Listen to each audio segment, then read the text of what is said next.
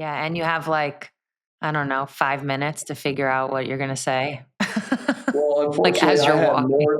I had a little more time. That's the game I got kicked out. So Oh, yeah. I was sitting in the back trying to decide what to say or have a beer. I didn't know what the right move was at that time, but Uh, the right move. If you're following Phoenix Mercury culture, which is Diana Taurasi's culture, the right move's the beer. The right move's the beer. Anytime she's been ejected, that's the picture I've gotten in the post-game locker room.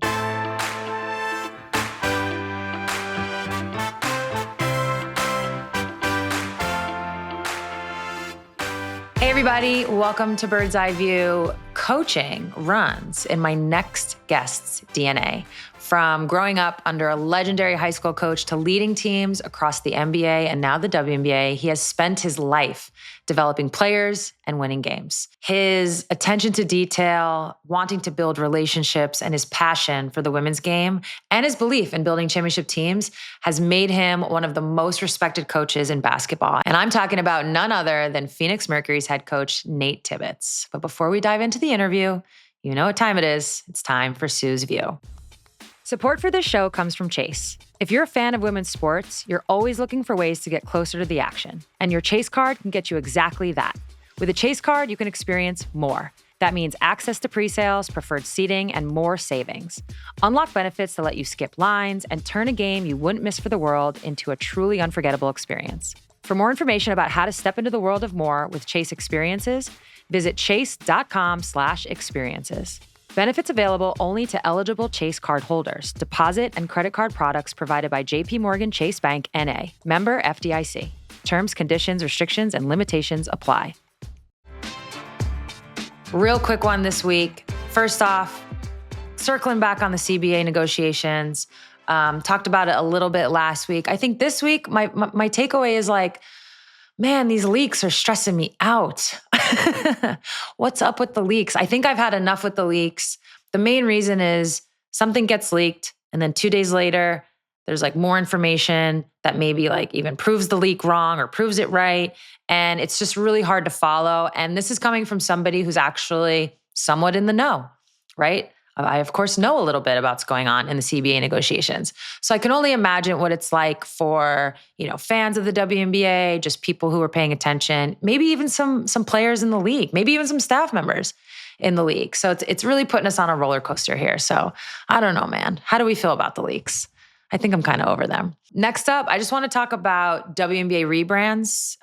This obviously ties in to our next guest. Phoenix Mercury just unveiled their newest rebrand. They've done some different changes to the logo. Go check it out. There's like all kinds of details. They're using Merc now, which I actually really love. Still leaning into the X with the X factor, like I said. Go check it out. But it's kind of brought up this topic of like, do we like rebrands? Sometimes fans and longtime fans don't love it, which I totally get. So like, where do we fall with like nostalgia versus like the needing to grow and change? And I'm a big believer in the needing to grow and change. I actually remember when the Storm changed their colors. Gosh, who knows how many years ago? Let's call it like 10. And, we went from like a goldish yellow to like a proper neon-ish yellow. I won't bore you, but it changed. And a lot of people were upset, like a lot of fans. There were a lot of people who would come up to us and like kind of be like, oh, we miss the old colors. But first of all, you fast forward 10 plus years, nobody even remembers. And so part of me just really likes rebranding. I think it's good to keep it fresh, good to keep it new. I'm sure there's like a business to like selling more jerseys and that whole thing. But the real reason why I like a rebrand is because like now you can do throwback night. Like if you go to like an old Storm logo now versus the new logo, like now it's a throwback. And I think vintage is like a big part of what we're doing in our society. So I'm all for it. Anyways, no better way to bring in one of the leaders of this new Mercury generation and rebrand. So let's get to Nate Tibbetts. All right, Nate. Like I said, I've been doing my research on you. No, I actually already knew a lot about you. I actually think they did a great job covering you, your story, the South Dakota of it all, Becky Hammon, kind of your history during your playoff run this year. But for those that don't know, you grew up in a basketball family, right? Like your dad is a longtime coach, but not just a coach, actually like a girls basketball coach, which I feel like I want to tap into a little bit because that's not necessarily the norm, right? But first off, as an athlete yourself, right? Like you had a long career, played college. What was it like growing up a coach's kid? It was awesome. I mean, I couldn't have dreamed of anything more, to be honest. I mean, I had to look up getting ready for this talk, like how small the town was that we grew up in, and I think it was like under 500, and literally like out our back door through the yard was the side door to the gym, and it was awesome. It was a tile floor, no air conditioning. I couldn't. My brother and I kind of giggle now, having my daughters walk into the Mercury facility. Like we thought we were living the dream, and they don't even know what they're walking into. But it was special. It was special. Both my parents were educators, teachers, and my dad was a longtime high school girls and college coach. Yeah, I was the oldest of two. And he was kind of always my role model. He's someone that I always looked up to, and kind of how this story has gone full circle with me now. Coaching women is pretty cool in our household for sure. Yeah. How did he shape you? And like what parts of your coaching now do you still see him in? Yeah, I mean, unfortunately, we had a lot of the same characteristics. I look a lot like him. He passed By the years way, ago. that Yes. if I could say one thing about my research, you guys are twins. For sure. It is Yeah. wild. He grew up in DeSmet, South Dakota, and that's like Laura Ingalls Wilder and all that stuff. Yeah, super. Yeah. But I'll go back, and I haven't been there for 5, 10 years, and I'll walk down the road and I'll have an older lady stop me and be like, "You are a Tibbetts. Are you related to Fred?" It's the wildest thing. Yeah, I was getting ready for the Phoenix interview, getting my PowerPoint ready, and my little girls came down one morning and looked at a picture, and they're like, "Daddy, is that you?" And it was my dad. Yeah. So I think he shaped me in a lot of ways. He was definitely more like fiery and had more passion. You either loved him or hated him. They won a lot, so there was a lot of people that probably didn't like him much, but I'm thankful for my mom because she was kind of the rock of the house. She was the one that was super consistent.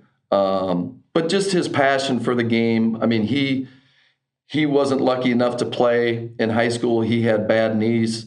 And so when he took this teaching job in the mid 70s, they basically said, "Hey, we will hire you, but you need to start girls basketball, help start girls basketball in South Dakota." And so he kind of learned on the fly with different clinics and reading books, and he loved it. I mean, we didn't go on family vacations. We went to team camps and summer camps, and that's how we grew up. And it wasn't the boys over here and the girls were here at his camps. We were all together. That's why I think this job excited me so much, is because just the way that I was raised. It is, and we're going to get into all that. It is somewhat unique in that, and I don't want to be like stereotypical here, so work with me, but you're like a boy who grew up playing basketball, right? Like you played basketball as, as a girl, and then a woman who played basketball. A lot of times boys can like, size you up, kind of side eye you at times. Obviously, we know all the conversation that has surrounded women's basketball for so long. But here you are, you actually have like in your household, right? You're getting like a look at someone who is coaching girls. And then I can only imagine all the games you got dragged to. And I say that because like, it's not always great when you get dragged. But it is like a unique perspective in that you're in the world of basketball as a player, but then you have this experience from watching your dad. So how do you think these moments as a kid shaped how you view like women's basketball specifically? I mean, for me, the way he challenged his teams, had open gyms, pick up the competitive spirit of their practices. It would have been if he would have coached boys, girls. It didn't matter, right, to him. It wouldn't have mattered if I was in the drills or not in the drills. Like everything he was just trying to challenge them each and every day to be better and be at their best and like outwork their opponents. And they did that. And, he was a coach that loved to be in the gym. He loved to have great players and challenge them to be at their best. So there was a lot of things that I had learned from him, and he would have, like great coaches that you've been around, I think he would have been successful coaching any sport, right? Just because he was relatable, he got the kids to buy in, and they enjoyed it. And once you start winning, that tradition and that excitement just followed. Yeah. So for you, your coaching career started in college. You eventually get to the G League. From there, you have like a pretty long NBA career as associate head coach, I believe, in Portland. So what made, and I want to talk about all that because Yeah, you were at the bye-bye game, huh? I You were was at the at the Dame Lillard bye-bye bye-bye game. game? Oh yeah, I have a Yes, question about that. I need to understand what was we going had on some there. great moments in Portland with Damian Lillard as a leader of a franchise and just Uh-huh. the man that he is, and big shots, big moments.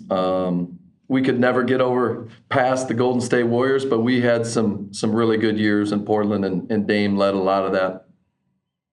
Oh yeah, we're gonna get to the bye-bye game. But after this like long career in men's basketball and the NBA specifically, you obviously end up with the Phoenix Mercury. So I'm just curious. I'm sure you get asked this all the time, but like, why the WNBA? Why Phoenix Mercury? Like, what made it appealing? In like, what is this new chapter?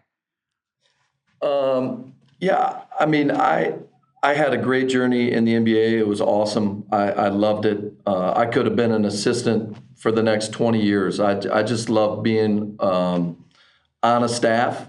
As you keep moving up, you're kind of the person that connects everyone, and I really enjoyed that.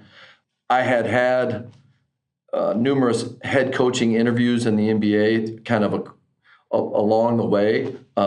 It didn't happen, and so I had felt like that window had maybe closed for whatever reason. I mean, there's just like anything, you're seeing it in the W. Like there's different cycles to the hiring process, and so I didn't know if that was going to come back around to me. I've told people this. I hadn't really thought about the W.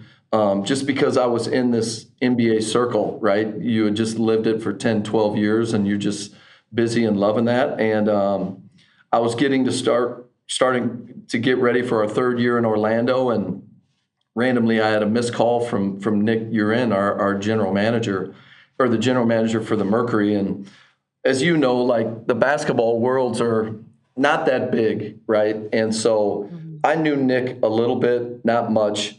I still remember I was driving home from the facility, and I got home to our house in Orlando, and randomly about 2 years before, I had been at a wedding with Nick and met his wife, and my wife hung out, and I was like, "Hey, Linz, do you remember Nick and Casey?" I was like, "I have a missed call from him. I haven't talked to him for a couple of years, but I think he was just named the Mercury GM like 3 months ago in the W." And I was like, I wonder if he's calling to see if I'd have interest. And my mom happened to be visiting us in Florida, and she's like, "Oh, you got to do that." It's like right away. She was like, "Yeah, Yeah. you got it." And so I wouldn't be here if Nick wasn't here. I mean, you know Nick, just salt of the earth, smart. Yeah. I was lucky enough to get some different NBA interviews to be a head coach, and you're entering a relationship with your general manager, right? Or Yeah. that's Oh what yeah. you want it to look like. And so I feel like I am so lucky to have Nick next to me. He's super smart. He's caring. He's great with the agents. He's driven. So if Nick wasn't here, I don't know if I would have taken that chance. Obviously, that was the first conversation. And then just seeing the plans that Matt Ishbia had and Josh Bartelstein had for our organization and the facility that they were going to build us, trying to raise the level of not just here, but like around the league. And I've just been blown away about the commitment from our ownership. And it was it was not something that I was like looking to do, but I'm super thankful that they found me. It's been an awesome 2 years. Yeah. What do you think sealed it? Like, was there like a moment where you're like, or maybe a conversation? Well, I had had an urge to be a head coach again, right? Okay. Obviously, money and contract plays a part in everything, Of and course. Yeah.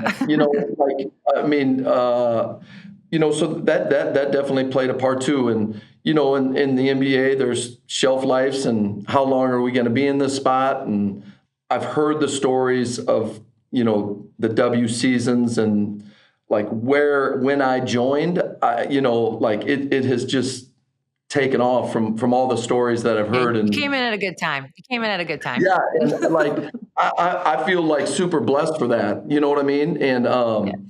Totally.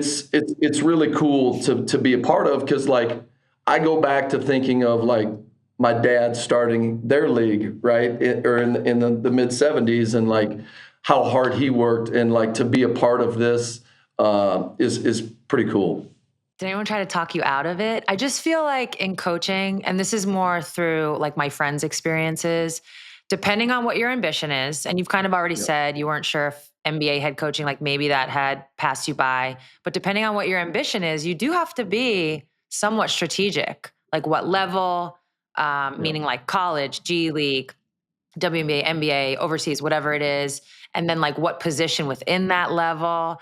So, depending on ambition, I know this can skew it, but did anyone try to talk you out of it? Like women's basketball? Like, what are you doing, bro? Yeah, I mean, it was kind of a weird time because we were like 2 or 3 days away from starting our training camp in Orlando, and so Okay. luckily, I'm super close with Jamal Mosley, the head coach of the Magic, and like obviously he's the first person I go to. And but it's not like I was asking a lot, and to be honest, like I didn't really care what other people thought of the W. This was just going to Mhm. be my journey with my family and our path. I Yeah. think some people kind of like open their eyes, like, well, this is kind of like out of the box, obviously within the NBA, and then what everyone else said about me coming here. But Mhm. um, you know, Well, now you can just it, be like, see, see what this is. So you do. yeah, That's the nice part. You can kind of be like, yeah. told you I mean, so. the thing is like, luckily I'm not on social media, so I didn't see a lot of the comments and the hate. But what was cool was like when I took the job, I called some players, DT, BG, Sophie, and like how welcoming they were. Obviously, when I was hired, the press conference, the morning of, like I could see how nervous Nick was, and I was like, "Are you sure this is the right thing?" And I think it was like, what's this going to look like, right? And obviously, Mhm. you and him have had conversations, and yeah, and I think just talking to the players, as it's a players' league, and they were like so awesome, and got to have some coffees early on with DT, and she's not going to sugarcoat shit. She's going to be a straight shooter, and yeah, I mean, I'm lucky that I walked into the situation that I did, that had like legends here and could show me or give me a feel of what I was stepping into. Yeah. I mean, I imagine that also brought different pressures, which I definitely want to ask you about. But how much of the WNBA did you know? Like specifically the players and not just like names, like the games of the Yeah, players. Because and I'm curious because when I worked for the Denver Nuggets for just like this one yeah, season, it was kind of more of like a I internship remember that. loose Yep, thing. Yeah. And honestly, the first thing, it's like, listen, like I can say this for both of us. We both know basketball. It doesn't matter the league, doesn't matter. Obviously, different games, different levels are different. But it's a lot of players that I didn't know and I had to like quickly learn about. And I don't think there's like a shame in not knowing. So I'm really curious, like what the process for you, even as you were like getting closer to the season, you're like, not only do I need to know my players, their games, I need to know the whole league because now I have to like figure out how to play against them. yeah. I mean, I remember I get the call from Nick, and he's like, "Give me 24 to 48 hours if you want to if you're interested in this. And I looked at Lindsay, my wife, and was like, hey, we need to watch some W games tonight. Because I mean, you know how it is. Like when you're in the season, you're in the season. And if you go into the playoffs, like you don't have time to watch a bunch of different stuff. Like just like I don't really, I mean, I watch college now because it's our off season, but I never watched college when I was in the NBA. And so I knew players, but I didn't know systems and coaches and style of play. I am thankful that I was hired when I was, because that whole off season, I really tried to dive into learning the league and learning the players. But it's like now I watch NBA games, and for 15 years I knew everyone from the G League to the NBA. And there are players I'm like, who is that? Right? And so, I think it was like 4 or 5 games in. Yeah, it happens quick, right? And it happens fast.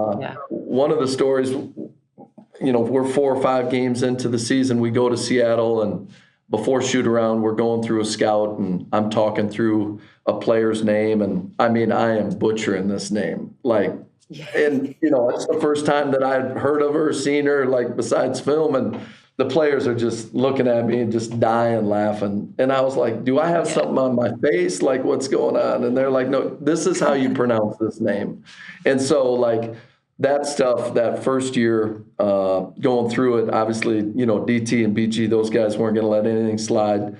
Tosh, Ka, so like they were going to shoot me straight, and I needed it. But you try to learn quick because you don't want to have those kind of situations when you're standing in front of a team. It's like, I don't know, new teacher, substitute teacher vibes where, the minute, and I've been in locker rooms like that where they mess up a name and you're like, come on, man. But I'd imagine all the players you just named, everybody that first year also helped you in really like real ways.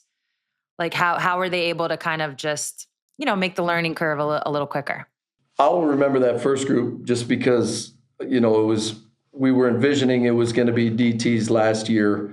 And how can we make it the most competitive group that we can have? And so, just my coaching philosophy is like big on relationships and getting to know people. I think that's the one thing that I'm excited about is where the W goes and us hopefully getting a new CBA established. Like we'll be able to have a team for 1, 2, 3, 4 years. And we just haven't been able to do that in these 2 years, which is just part of the deal. But like building relationships and having real conversations with your players. And that was a lot for me, is just like learning the history, where the league had been, tell me about the different organizations. I mean, there was just a lot to learn. And having players like that on our team was really just having an extension of the staff, to be quite honest. Yeah, that makes sense. Okay, so as you're looking back, like in this moment, you've just gotten the job. What did you take from your NBA career, like into the WNBA? And then also maybe like, what'd you have to unlearn a little bit? Because again, basketball is basketball, but it's different leagues. Great question. In the process of, watching film and trying to learn the league, you don't want to unthink what you already know or how you've played, right? I mean, I knew part of the reason that Nick hired me was because I had seen some of the same things that he saw, and we wanted to play a certain way. Now, obviously, I think all great coaches at the professional level have to adapt, right? They got to be able to coach their talent. And I think that being in the D League, I'm kind of old school, D League, G League, I think that's the toughest league in the world to coach. Like that helped prepare me for these moments, just because it was changing all the time. People going overseas, getting called up, was people being sent down. So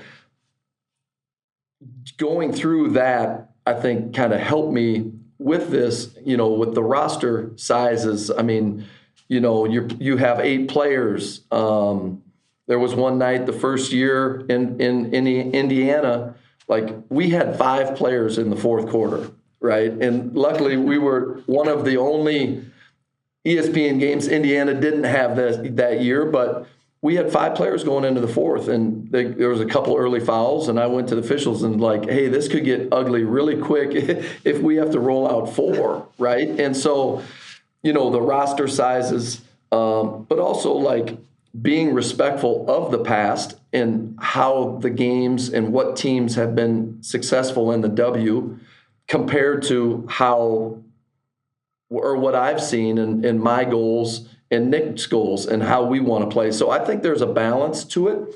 I do love the W in the fact that I still think coaches are still coaching their teams to individual talent. I think the NBA has become, they've kind of figured out a way to maximize possessions and everything kind of looks alike. Yeah. Besides the teams that have been around, like the Nuggets. Like the Nuggets are going to play through Jokic, which they should, right? Golden State's going to play the way they play. But I really like the way that the W has continued to, obviously we are evolving, points per possession and pace and all that stuff, but there's still a feel in for a 40-minute game that's just different than a 48-minute game. Support for this show comes from Chase. There's no feeling more electric than seeing a game live. When you're surrounded by other fans, the anticipation before kickoff is almost palpable. And then things really get rolling, and you get to witness season-defining moments in person and join in on the roar of the crowd. It's truly a feeling like no other. Especially if you're a fan of women's sports, you're always looking for ways to get closer to the action. And your Chase card can get you exactly that. With a Chase card, you can experience more and make those unforgettable moments even better with access to pre-sales, preferred seating, and savings. Score prime seats at top venues with your Chase card and enjoy the best views at your favorite events. Simply tap the Chase filter or enter your offer code on ticketing sites to enjoy access to the best locations in the house. For more information about how to step into the world of more with Chase experiences, visit chase.com/experiences. Benefits available only to eligible Chase card holders. Deposit and credit card products provided by JP Morgan Chase N.A., member FDIC. Terms, conditions, restrictions, and limitations apply. So I'm going to circle back on the Damian Lillard bye-bye game. Can you compare like that moment to anything you've seen in the WNBA, just in terms of like clutch play? You've seen Diana up close and personal. I don't mean to bring it up now. You saw Asia Wilson hit a game winner up close and personal. Obviously the bye-bye is just forget it. That's the whole other thing. But when you think about some of the plays and players you've seen in the NBA, and now you've been, like I said, up close and personal with the WNBA, is it the same vibes? Definitely same vibes. I'm just blown away at the competitive spirit of our league each and every night. I think having 44 games, I mean, you guys used to play 36. Like every night it's on, right? And every team is trying to win, and I love that about our league. Dame actually had 2 of them. He closed out a Houston series with .9, came off a double pin. That's when he hopped on the scores table, Rip City. That was pretty cool. That was like the first time where I was like, the roof is coming off this thing. And then the bye-bye thing, I mean, like we kind of closed out the Thunder's run at that time. They had to break up the team, but like that shot into the series. And there's obviously, we've all seen game winners. You've hit big game winners. I did research on you just like you probably did me, but those are just special moments, and like great players make great plays. And so there's great players in the NBA just like there's great players in the W, and that's why you're in those moments, because you got great players like yourself that like put yourself in those positions, and like it's not too big for you. And so it's really cool when you get those elite level players that are franchise changing, and I've been really lucky to be around a lot of great ones. God, I just realized you must be excited to have a Portland in the WNBA. You're going to get to go back to Moda. I mean, I know it's like, well, it's the summertime, so actually you must be really excited. And in the summer, I am excited. Yeah, it's going to be amazing. I was actually at the game. I had just finished, my little stint with Denver. I was in Seattle about to start training camp, and so if I had to guess the year, we're going 2019. And it was like playoffs. It was the triple overtime game. Okay. It was like this crazy triple overtime game. Anyways, Moda Yep. Center, I'd never heard anything like it. It Yeah. was unbelievable. Yeah, that place was crazy. And you also coached, I don't know if you know this, Jimmy Moran. I grew up with him. No way. I Yep. just called him this morning. No way. Yeah, That's he's at funny. Florida State Yeah, now. I grew up with Jimmy. Oh, nice. I didn't even realize that. I've kind of like always, obviously I've always followed his career. We're both from Long Island. He ended up going Wow. to St. Dom's, which is like a boys' powerhouse. I went to Christ the King, so we didn't go to high school Yeah. together. But yeah, we're Wow. both from Long Island, both from the same town, if you can imagine Jimmy that. Moran is the Small world. best. Yeah, Yeah, he he is came the on in best. the video room in Portland and elevated to Hmm. assistant coach. And yeah, our families are we have twins, they have twins. So yeah, he's got the Long Island personality, can talk smack with That's a anyone. compliment. I'll take Yes, that as a exactly. compliment. But yeah, I like that. that is awesome. I did not know that. Yeah. Small world. That is. Okay, so I do want to ask you just about entering the WNBA for the first time. You come in with big expectations because you are the highest paid coach on day one, and at this point, it's like the highest in league history. So there's a lot of chatter. So we're just going to call it what it is. Particularly around, I think the Mercury dubbed you girl dad, and so like a lot of Yeah. people, it's the same conversation that's happening now, just around the coaching vacancies. So I'm just curious, like, did that like did that feel heavy? And how did you manage the pressure of that moment as you're simultaneously learning a brand new league?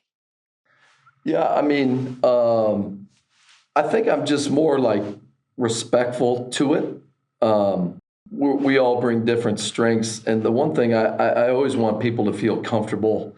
I wasn't coming here to be the highest paid coach or be the girl dad. Like I was just excited for an opportunity to coach in a great league, and it's like probably like you growing up playing. You didn't see male, female, black, white. You just wanted to hoop, and like that's Mhm. kind of how I was raised and how I've kind of gone about my journey. Yeah, so I think for me it was just like I said it. I wasn't on social media. I didn't see a lot of the stuff. Obviously, my family did, and it's part of it, right? Like there's always love in this world and hate in this world, and sometimes you can see what you want to see. But like I said, I talked to the players and they were great, and not only our players. Like a week or two after getting the job, we went to New York, and there was a USA mini camp, and walking in the gym, I would say a lot of the execs and coaches might not have been as friendly as I was hoping. But as soon as practice ended, like the players were awesome. I had two or three players like, "Hey, coach, like we are so glad you're in our league." And these aren't players that, I was going to coach, and just very welcoming. Which, like I said, like it's a players' league, and so I couldn't do a lot to control the narrative, and I wasn't really that interested in it. So for me, it wasn't that heavy. I mean, I understood it, I respected it. I get where it's coming from, but like there's also a standard because of that stuff that like there's a level that I gotta stay up to, right? And Mhm. because I know if I make a dumb decision or do something wrong, like it's coming right back. And so I respect it, I understand it, but it didn't keep me up at night, probably like it kept Nick up at night, just because of I was hired here to help establish a franchise and a winning culture and stuff like that. And so like I just kind of put my eggs in that basket and have kind of just kept trying to keep it moving. Yeah, I think what happens in this conversation sometimes is there's like a macro and a micro that happened. And when one kind of narrative gets put on the other, when you're talking about a macro conversation, but looking at it micro and vice versa, it can just get muddy. And in my experience, now all the vacancies have been filled Yeah. presently. So there is this conversation around just like who's getting the jobs, what they look like, why they're getting them, really why aren't former players, Black women getting opportunities. It's funny because for me personally, and I will get to a question, I'm all for like actually different pathways. I think you have to have that. Like you Right. have to have that. That's how you grow. That's how you get different styles into the game, how it becomes better. There's also like, the increased money is going to draw different people. And I'm always just like, as long as I didn't talk shit about the WNBA before, come on in. But if you were Yeah. talking shit about it before and now you're here for the money, Yeah. Yeah. that's like a funny little line I draw. But more than anything, I think when you're someone who comes into this league and you respect it, like you just said, you're going to take it like seriously, because I've actually seen coaches come through and you could just tell they didn't like, not forget understanding it. They didn't even care to learn it enough to understand Right. it. And you could sense that. And I definitely could see it. But when you come in here and you take it seriously, and I think, you know, even though you were a hire like without prior WNBA experience, you've certainly proven yourself. And then it's like, and you've seen firsthand, like someone like a Christy Tolliver, right? Like go for jobs this year and not get them. So, like I said, I was going to get to a question. How do you kind of like, when you look at it all, like the macro of it all, like how do you see it? What do you think, if anything, now that you're in it, can be done for, I guess, like the pipeline of coaching, particularly around former players? Yeah. I mean, like I said, I don't have all the answers. I mean, I've just got experience, and like I said, I've gone through different cycles in the NBA, right? Like Mhm. former players, older guys, younger guys, young white assistants, young Black assistants. Like, I've had really good conversations with KT, and like she's going to get an opportunity, right? It's just you need to have someone say yes. And so, I don't know the proper pipeline or the steps to make. And as much as it hurts going through and being told no, like you need those experiences and some people don't get them, right? Like some people are told yeah the first time they interview, and there was a lot of nights and some off seasons in the NBA where I was told no, and like I mean it's and I wasn't lucky enough to be a former player, but like it helped me get to this spot. And I don't know if the coaches that haven't got jobs, if it's not to the W, does it help them get to the college level or whatever the path may be. I think that's the beauty of basketball and life is everyone's got their own journey. Like I don't decide who hires and fires coaches. When I came into this league, I was one of 3 male coaches. And now I don't know what the number is, but I think it's probably closer to half, right? And I don't know if that's good or bad for our league. But like you kind of pointed out, it's just another opportunity to see something different as far as the league goes. And I don't know if that's right, Sue. It's a tough question. Yeah. But it's real. It's real, and I understand former players' frustration. But Mhm. I don't know the answer for that. But I am respectful to their frustration. Absolutely. Okay, we'll take you off the hot seat, put you on a different hot seat. Um, Not only did you have, kind of the pressures we're talking about, you had to coach Diana Taurasi in her final year. And I could just imagine what ended up being her final year. She really, she just really didn't want to tell us, did she? She No. didn't want to tell us. So it ended up being her final year. And we can always, I mean, listen, we love Dee. We can joke about her all day. But the reality is, I just imagine there was like a good kind of pressure, right? Like wanting this year to go well for her, wanting to put a team together that could win a championship, like wanting her to finish, I guess, for lack of a better, in the best way possible. What was that like? And really, ultimately, like, what was the experience coaching one of the greats like? Well, I'll start there. I was super blessed and lucky to get the opportunity. I mean, when people ask like when I'm done, who are some of the people the greats that you got to coach? I mean, she's going to be one of the first ones I mentioned, right? And for me coming in, I mean, yeah, she's just a straight shooter, and I appreciated that about her. I always say like I can't imagine seeing her in her prime, like how good she was. Even at the, so I mean, good. I mean, just through the retirement stuff and the videos and the highlights and Mhm. the docu-series, all that, like it's just like I can't imagine having her at 32, right? And just how good and how driven and how much winning was important because all that was the same. And but as you know, like age always wins. And I was just blown away, but like by how serious she took it.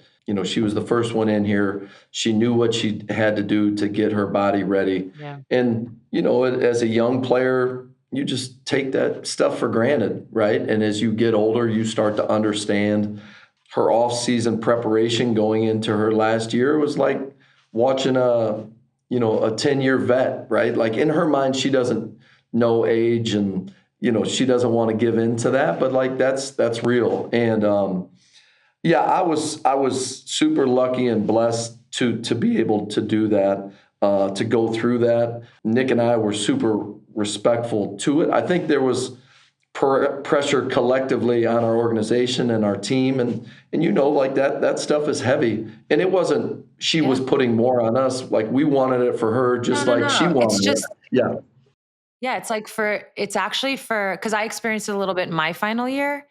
yeah, It's like it's a compliment. It's a great yes, pressure. It's like, oh, I yes. really want to do this right for this person. You can feel it. It's palpable. Yeah. And so that was, I mean, to be able to see like how she would come in and work and how great of high level shooter she was and seeing her results on our NOAA system, like in the eliteness of her shot and just the consistency and just thinking the 10,000 hours and all the stuff that she had poured into that game, you wanted it for her and to finish the right way. And unfortunately it didn't work out that way. It rarely does, Yeah. It's such a storybook if you win in your final year. But there was so much good. It was like all the records she was breaking, like all the Yes. celebrations. It really was a great ending for her. So I know she's lucky that you were a part of that. I know she feels lucky that you were a part of it, and it helped usher in. It's kind of this unique thing where you have this player who's had such an impact, like, yeah, globally, but also just on this city, on this franchise. And now you kind of have like a new generation of leadership, right? With Nick, with you. So, how were you able to use that first year to like set the culture, like learn from a Diana and a BG and like what has been, but then kind of like bring your own vibe, your own DNA to that culture? So, it wasn't like a proper reset, but I'm sure you wanted to like, put your own fingerprints on it. What was that like? Yeah, I mean, there's so many twists and turns in free agency, and obviously players you Yeah.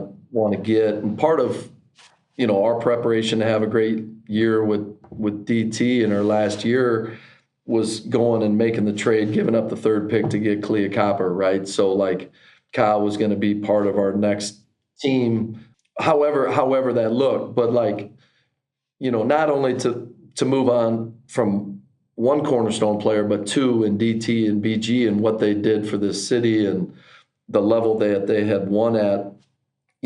Obviously we have a plan, but things change, right? And we felt like we got super lucky in some of the stuff that we were able to get done last off season. But as far as like establishing a culture and what players want, like for me, it's like two things players always ask is like, number one, do you care? And can I trust you? Right. And like the care Yeah. piece is just to me like the relationships and things of that nature and like getting to know them, right? Like as people. And then the trust is more like, what are you willing to do? What do you know? How hard are you working? Like when you sit down and watch film, do you know what the hell you're talking about? And so like trust and care are the two things because like you Yeah. can't trick a great player. right? That's why I'm laughing.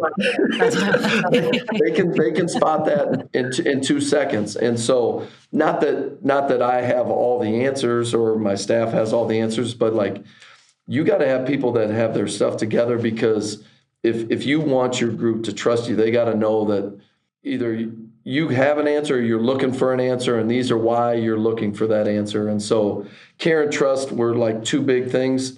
The kind of players that we wanted and like how we wanted to establish our culture. And then, yeah, I mean, the pieces kind of changed throughout free agency. It was wild. I mean, everyone was at it, unrivaled. I mean, all the great players are talking to each other. KT and I are going to Europe, coming back. Nick's lost 10 pounds. I mean, just the stress of it was just it was nuts. And obviously this offseason might be even as wild or more wild, right? And so we'll see what the basketball gods have in store for us. Mm-hmm. I mean, I can only imagine you're talking about, waiting to get the call from Satou that she's chosen you. You guys having to pull the trigger on a trade, right? That sends Natasha Cloud, ultimately gets you Alyssa Thomas. I mean, all these, I can imagine the sleepless nights, but you do end up with more than a solid, like a legit big three in Satou, Ka, and AT. You also found, like you said, like all these complementary pieces. I've heard you talk about it in the media, how you give all the credit to Nick, because it wasn't like a super traditional, these weren't like super traditional, I guess, gets. Like, who's Monika Komakani? Like, I'd never heard of her, and here she comes in. She ends up being such a solid player for you. I do want to ask you, though, about coaching Sami Whitcomb, because that is somebody I have a ton of experience with. So first, talk about the big three, why they complement each other, and then throw Sami in that mix and what she brought to it all. Well, I'll start with Kahleah because she was here first. We only had two returning players, Natasha Mack and Kahleah Copper, and having that was so important. Just like my relationship with Kahleah and the things that we had been through the first year, and like talking through stuff with her at the Olympics, and just like you need to have that core, that understanding that like we do have each other's back when times get tough.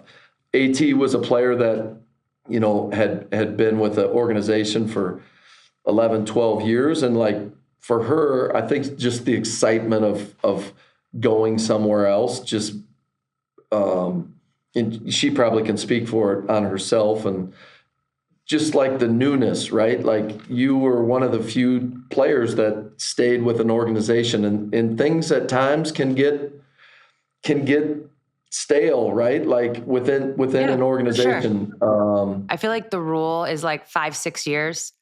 If you like to be somewhere beyond 5-6 years, something will have had to change, because it does. It gets stale for coaches. It gets stale for players. If it's the same group, that's actually so normal. I don't think a lot of people outside of sports understand how that can happen. But sorry. No, you were 100% spot on that one. And so, I think just the excitement of AT with a new organization, and just maybe trying to challenge her and put her in some different situations with the ball, not just saying you're a power forward. Yeah, running that flat screen. Yeah, so I think that excited her and us with that possibility. And then Satou, just her overall talent, size, shooting ability. The unfortunate thing is like we were injured early, and I think it helped our role players, or our players that maybe weren't expecting, or league wide maybe, to know what we had there. So we didn't have the reps with that core group as much as maybe we wanted to. And then, we had an awesome run in the playoffs, and my thing is like we ran into a Vegas team that is, one of the all-time maybe great dynasties now, winning 3 out of 4, but like there were situations within games and quarters, like they were like, yo, we've done this so many times. This is normal to us. and where it was new for us as collectively as a group. Like we had been through it as individuals, but not when things get tough or go well, or, so I thought that our group did an amazing job for a reset, right? Like you look at your teams and, a lot of teams that have won it have had number one picks, maybe back-to-back years. That's kind of been how that has led to success in our league. And for us to put ourselves in position to do that after 1 year, is a credit to our group, everyone involved. I mean, it was a special year. Obviously, you don't like losing in the finals, and you sure as hell don't like getting swept. And that stings, and I hope that pushes us forward for the future and kind of brings us together. And then Sami, like when people ask, who the hardest workers are that I've ever been around, she's for sure going to be in my top three, no matter what, male, female, whatever. Like she was everything that we were hoping for. I would say she gave us more. And not even just between the lines, but just to see her commitment, her joy, her work ethic. Yeah, I mean, she's. I mean, you've been around her to see the struggles early in her career and not make it. For her to be doing what she's doing is a credit to her, and it's like what she has in her heart and her drive. She's just a special person. She's like you. She's going to be special whatever she decides to do, just because she's just got that aura to her, to that vibe. Like she's going to outwork it. And Sami's great. Yeah, Sami's the best. You actually said something I hadn't really thought of, which is, what you guys did last year in like free agency, forming the team you had, obviously having the success you had. It is different. It is different from what we've seen. There's been maybe a couple teams in WNBA history who have done it. I'm talking like Indiana Fever in 2012, I think is the only team that comes to mind who did it without a number one pick. And probably without multiple number one picks. So you might have just been like one of the first team or the first team who had success like purely in free agency and then without like back to back, like you said, number one picks. Cause it's true. It's really had to get done in the draft in order to have any chance. Like you had to snag these players. And because we didn't have free agency, we weren't going anywhere. All these top picks were staying for, years and years. Such an interesting. Yeah, I'm keeping my eye on that. There's a reason you're a number one pick. You're most likely a great player, right? And so, like laying that foundation and building over time is kind of been the way that a lot of teams have done it. Obviously the NBA, the big market teams have the advantage, but like, OKC building through the draft and Denver building through the draft and the small market teams like that. But yeah, I mean, it's not talked about a lot, but I am super proud of us for putting ourselves in that position to go win a title with such turnover that we had. It's pretty impressive. Yeah. Yeah, no, it is. All right. So you brought up the epic playoff run. I mean, you guys, it's funny because on the same note, you were picked to finish. I looked it up real fast. You were picked to finish, depending on who you looked at, like seventh. You were as high as like second, I think, first for a little bit, second for some of the season, finished fourth, which puts you on this crash course with the Lynx, who finished first, which everybody was talking, about for obvious reason and for good reason. I want to skip ahead to just like game 2, the comeback. You're down 20, you go to overtime. That was clearly pivotal. It really changed, I think, everything for the series. And I'm not saying that it's like it could have been a sweep. Like that's how it felt. Yeah. They're up 20, game 2. It's like it goes from a sweep to like now you guys have totally kind of taken control. How the hell did you do that?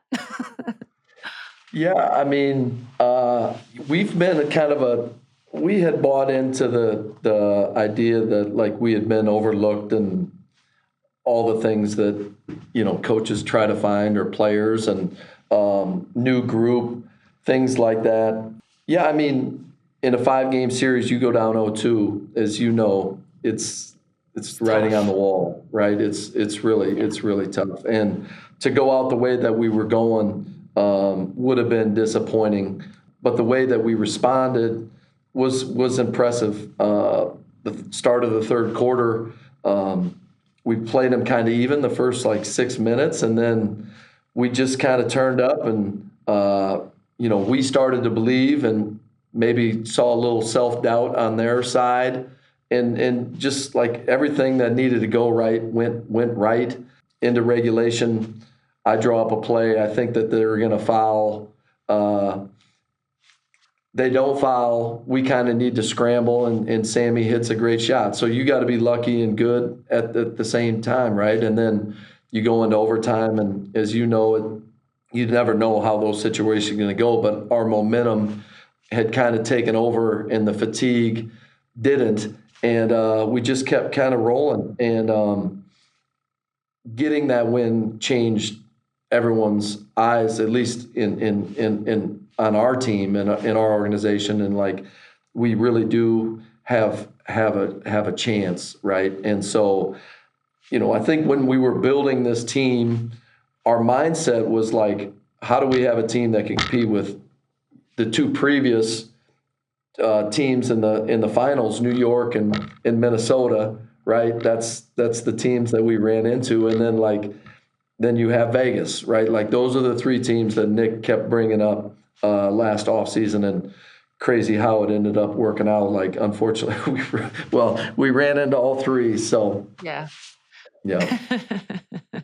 Yeah, I know. I don't even mean to skip over the New York series. It just really felt like that game 2, kind of like it did. It changed what could be for you guys. And that series itself, well, first of all, I just want to take you back to, you're like, oh yeah, I draw up a play, and sometimes you get lucky. What I was really impressed with, and I do think this speaks to whatever you're doing there, whether it's culture, coaching, a specific moment, or just the vibe of the team, the composure that you guys showed in that what was a 15-second scramble was really impressive. It really was. And I know it's the players doing it, but I just wanted to say that. But yeah, the semis had literally everything. It was emotions, momentum swings. We all know what happened in game 3. Close finishes, ejections, suspensions, sadly an injury. It was quite literally a soap opera. But what came from that, a lot of things came from that. One of the things that came from that was just this conversation about the refereeing. I feel like that really put it, it had already been brewing. That brought it to a peak. If you can zoom out for a second, I think everybody in the WNBA talks about refereeing at some point. I've talked about it on this podcast over and over. What are just some things you would like to see from the refereeing in general in our league? And where do you want to see it going? Yeah, I mean, I'm sure that I was kind of questioned throughout the playoffs because I wanted to make it about the game and the players and not the officiating, because I feel like that is not the easy, but that's kind of where our conversations go to a lot in our league. And I understand it, but I wish it was more about the players and the teams, how good that level is. And then I'm the guy that gets kicked out of an elimination game going at the officials, right? And so it was a weird journey for me too. Obviously not something that I anticipated or wanted to go down that route, but I don't think it's changed from when I first came in this league. We just had a GM and coaches meeting with the league, and I'm the same way that a lot of these new coaches are. When my whole thing is just freedom of movement, right? I don't know why our league is so physical, but it is. And how do we go about cleaning that up? Is it early fouls? Is it 5 fouls versus 6 fouls? Is it, there's a lot of things that need to improve. I think with where the league is going, we've all talked about it. To me, we got to get to a point where the officials are making a step just like everything else, that's not the number one thing, right? Like that's not the fallback, or that's not what we talk about. Like, let's talk about how great a year, Alyssa Thomas or whoever, but I understand it. It's a frustration that I can just see in the other coaches that have been in our league and the struggles with it. My hope is that there is change. I don't know how that happens, but I do agree with everyone else. Yeah, no, I agree. It's like, because it's kind of like human nature. And for some reason, the groupthink of it all has been to blame the officials. But with that, there has been like a history or like a historical aspect of this that it's been building and brewing. And Yes. for a lot of reasons, this year is kind of when it tipped, which sadly, for those that are coaching playing now, you had to live it. But in a good way, I think the tipping Yep. point has arrived and now we can all talk about change. So that's the good thing. And I'm excited to Well, see like what it is. yeah, I mean, and it was a talking point last year in the finals too, right? Like with the Mhm. last It's been possession, the talking and point for forever. yeah. Well, yeah, well, you and I could have, yeah, Before I let you go, I do want to talk about the final series. Like first, you get there, you're going against a Vegas team, which even though they had the first part of the season that they had, they're obviously still led by the MVP. They're playing extremely well. They're shooting extremely well. They've just survived a series against Indiana. So going into that series, I'm just curious, like what your mindset like, and even from like a game planning standpoint, like how are you approaching that? yeah. I mean, they were as hot as any team in the league, right? The last 25, Mhm. 28 games, I think they went 25-3.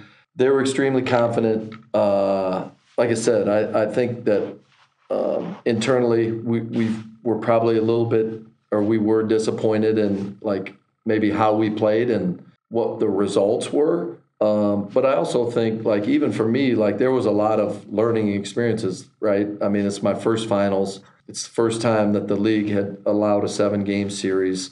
So like Yeah. being down 2-0 in a 7-game series versus a 5-game series is different. But we haven't been through that like collectively as a group. The twists and turns, as you know, like the farther you go in the playoffs, the more storylines and things like that. And so, yeah, I mean, I think we ran into a group that was playing extremely well. They were connected. There was ultimate belief between the players and the coaches, and you got one of the best coaches, around over there. And, she's Becky does an unbelievable job. And that's got a group that had a chip on their shoulder from the year Yeah. before, and they knew what it took, and they got it done, and we didn't. And like I said, sometimes you got to be disappointed and feel that pain to understand what it's going to take to get there. And I hope that's like our driving force. The listeners of this podcast are probably going to throw up in their mouth a little bit because I say this all the time. They're going to roll their eyes. But I'm like, I really don't know of many people, and there's outliers, many people, but definitely not many teams who have had any kind of success who didn't fail, like in some, not Yes. epic, meaning they blew it, but just some devastating way that then becomes the motivator, then becomes what they learn from. It's just kind of how it is. The same goes for the Aces. They had a lot Yeah. of Yeah. failures prior to going on this run.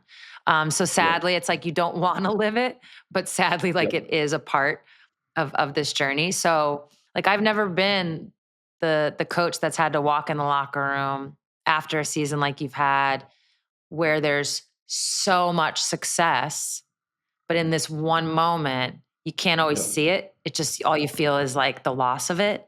So as a Yeah. coach walking in the locker room, like how do you approach that? And honestly, Yeah. like when I you look mean, back, what are you most proud of? yeah, I'm most proud of is that, like you kind of talked about, the belief and composure as a group, Mhm. for such a new group that didn't give in when it got tough. And so that, depending on how this whole off season goes, like, to me, that's the motivating factor, right? Like, as you know, like, stuff is easy when you win, right? And like, you got to go through hard times, and not just as an individual, as a group, to be able to look at someone and say, hey, we got to be better in this. And how you respond to these situations is extremely important. I always try to be honest and real in those situations. Those are probably, to me, some of your toughest talks, is just like, being in front of that group, because you're feeling it just like they're feeling it, and you may want it for them more than you want it for yourself, and seeing that disappointment in your players, that we weren't able to get it done. Yeah, those ones are tough, because you're trying to sell that it was a great year, but like, it's hard to hear that at that moment, right? You understand it, but like, we want to win a finals. Like, that's the goal. Right. And so, I don't even know if players really grasp or hold on to that, besides just being honest and open and just telling them you're proud of them and the way that they've competed all year, and, represented our organization, because that was real, right? And so the disappointment of losing for sure stung at that moment. Yeah, and you have like, I don't know, 5 minutes to figure out what you're gonna say. Well, Like unfortunately, as you're walking. I had a little more time. That's the game I got kicked out. So Oh, yeah. I was sitting in the back trying to decide what to say or have a beer. I didn't know what the right move was at that time, but The right move. If you're following Phoenix Mercury culture, which is Diana Taurasi's culture, the right move's the beer. The right move's the beer. Anytime she's been ejected, that's the picture I've gotten in the post game locker room. Oh well, man, that that's was funny. I forgot about that. yeah. That's good to Funny hear. now. Funny now. um, I mean, we've talked about it a little bit, and this is my final question. There is no CBA, so free agency is like, who the hell knows what it's going to be, when it's going to be. I'm sure you guys are like game planning and got your boards going, but it's going to be, it's going to be a fire drill once things do get done for you to put together a roster. So, as a coach, like, we always hear about players heading into off seasons, what they're going to get better at, what they want to improve on, kind of like, you always hear about that from a player standpoint. I've never Yeah. heard like a coach answer that question. Like, you're heading Yeah. into an off season, like, what do you want to get better at? Yeah, I think for me, it's just like, you're always kind of trying to find different ways to lead, right? Your leadership style. The one thing for me is maybe like our staff is kind of playing with the AI stuff, right? Like, how can this kind Oh, of, just being curious, new age. right? Yeah, for sure. Yeah, and I think, like, analytically looking at different leagues, can we be a better offensive rebounding team, and what are the proper angles and stuff like that.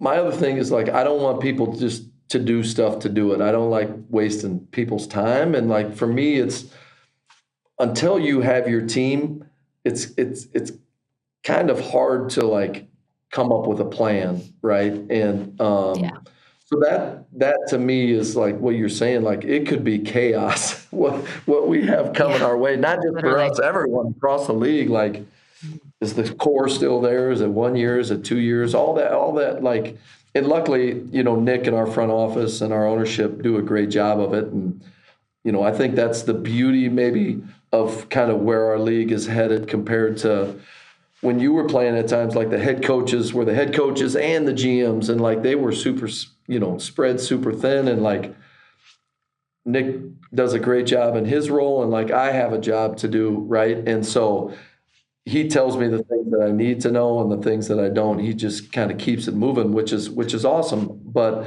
yeah, I think Yeah, you're always trying to improve, right?